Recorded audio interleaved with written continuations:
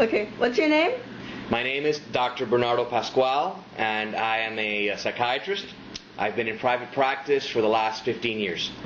Wow, what exactly is bipolar disorder? Well, bipolar disorder is a disorder of the mood. In psychiatry, we deal with different types of disorders. We deal with psychosis, we deal with anxiety disorders, we deal with memory disorders, and we deal with mood disorders. Bipolar is a mood disorder, and as described by the name, it has two poles. The upper pole is a manic pole, and the lower pole is a depressed pole. Now, how can you tell if someone is in a manic or depressed mode? Well, in psychiatry, we do not have a blood test or an x-ray that could tell us what the patient's diagnosis is. We do the diagnosis by criteria, and the patient has to meet certain criteria in order for them to be classified as either manic or depressed, or there's another phase of bipolar disorder which is mixed. In the manic phase, we have a mnemonic, and the mnemonic is dig fast. The D stands for distractibility, the I stands for insomnia, the G stands for grandiosity, the F stands for flight of ideas, the A stands for an increase in their activity or agitation, the S stands for pressured speech, the T stands for thoughtlessness or impulsive behavior. The depressed phase, we have another mnemonic which is called SIG, S-I-G-E, CAPS. SIG, E, CAPS. And the S stands for disturbances in sleep. The I stands for problems with their interests. The G stands for feelings of guilt. The E stands for energy or decreased energy. The C stands for poor concentration. The A stands for disturbances in appetite. The P stands for psychomotor retardation, that they feel down, and the S stands for suicidal thoughts.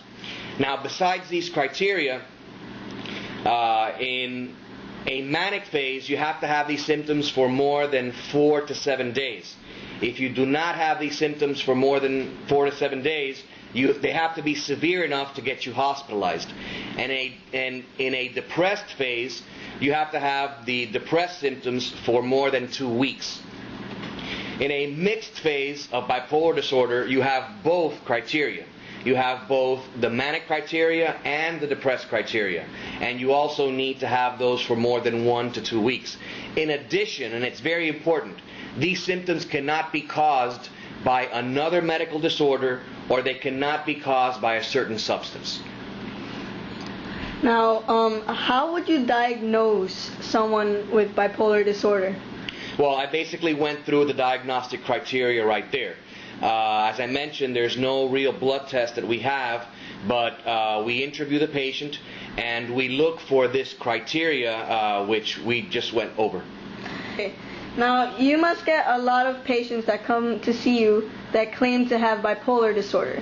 How do you know if they're faking or not? We need to rely on the criteria that we just spoke about, and we also need to rely on our clinical judgment. A lot of times when patients try to pretend to have a psychiatric illness, they present with symptoms that really don't classify with the disorder. I heard the term that bipolar disorder is either misused or underused. Okay. Actually, both. The diagnosis of bipolar disorder is both underdiagnosed and sometimes overdiagnosed. There was a study recently that showed that 42% of the patients claiming to have bipolar disorder did not really have bipolar disorder. But at the same time, there's many patients that are misdiagnosed, and there's patients with bipolar disorder out there that have not been adequately diagnosed and treated. What are the common types of medications that you prescribe? Well, it depends on the phase of bipolar disorder. The main type of medication that you want to use in bipolar disorder are the mood stabilizers. And there's 3 types of medicines that are classified as mood stabilizers. One of them are the anticonvulsant medications. The second type of medication, that is the mood stabilizers, are the antipsychotic medications. And the gold standard of treatment in terms of mood stabilization is lithium. If a patient is depressed, you also want to use antidepressant medications. And sometimes, in a mixed phase, you combine these medications. And when the patients are very agitated, sometimes they're also treated with sedatives. What is the probability rate of relapse while on medication and off it? That's a very good question. There's no guarantee that patients are going to be stable for the rest of their lives, even if properly treated.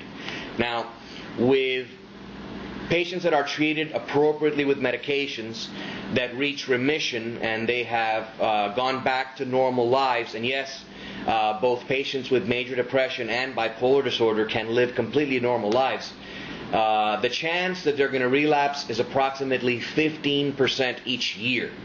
Now, if patients do not take medications, because sometimes these conditions go away with time, but the probability of relapse is going to be between 50 and 85%. And that's without medication. That is correct. That is without medications. And last question. What is the most common type of myth surrounding bipolar disorder? Well, the most common myth of bipolar disorder is that it is synonymous with mood swings. We all have mood swings.